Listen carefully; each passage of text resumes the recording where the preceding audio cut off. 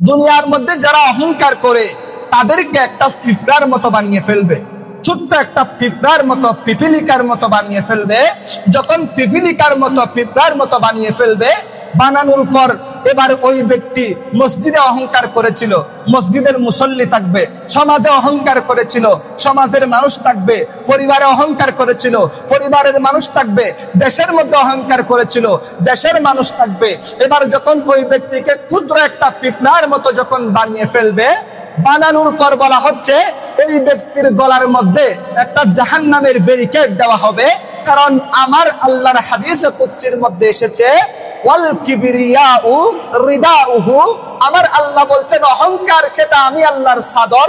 কারণ অহংকার করতে পারো আমি আল্লাহ, কারণ আমি আল্লাহ কারো কাছে চাই না।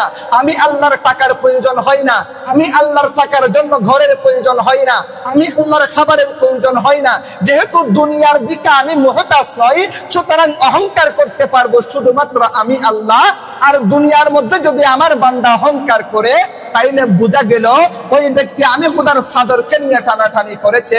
আর আমি খোদার চাদরকে নিয়ে যেহেতু ওই ব্যক্তি টানাটানি করেছে, আমি ওনাকে ছাড়বো না।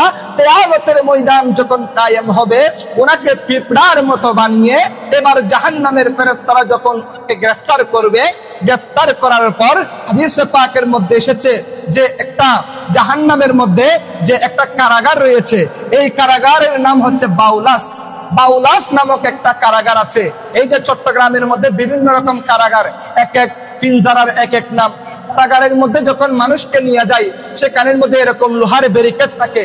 সেখানে পিঞ্জারার মধ্যে, চিড়িয়াখানার মধ্যে যেভাবে বাঘকে আবদ্ধ করে রাখে, বিভিন্ন পশু প্রাণীকে যেভাবে আবদ্ধ করে রাখে, ঠিক যখন কারাগারের মধ্যে মানুষদেরকে নেওয়া হয়, সেখানে শিকল দিয়ে সেখানে বিভিন্ন ভাবে ওনারা পিঞ্জারার মধ্যে বেঁধে রাখে, যেন ওই ব্যক্তি সেখান থেকে বের হতে না পারে। এবার দেখা যাবে কিয়ামতের ময়দানে ওই জাহান্নামের ফেরেশতারা তার গলার মধ্যে শিকল লাগিয়ে টানতে টানতে টানতে টানতে এই বাউলাস নামক কারাগারের মধ্যে যখন নিয়ে যাবে, এবার এটাকে একটু করে উল্টা করে এমন ধাক্কা দিবে, ধাক্কা দেওয়ার সাথে সাথে ওই ব্যক্তি জাহান্নামের বাউলাস নামক কারাগারের মধ্যে যখন পড়ে যাবে, এরপর পড়ে যাওয়ার সাথে ঢাকনা খোলা হবে। খোলার পর যখন ভিতরে ঢুকানো হবে, এরপর তালাবদ্ধ করে দেওয়া হবে। ওই ব্যক্তিকে যখন জাহান্নাম পাবে, সাথে সাথে আগুন আরো বেড়ে যাবে।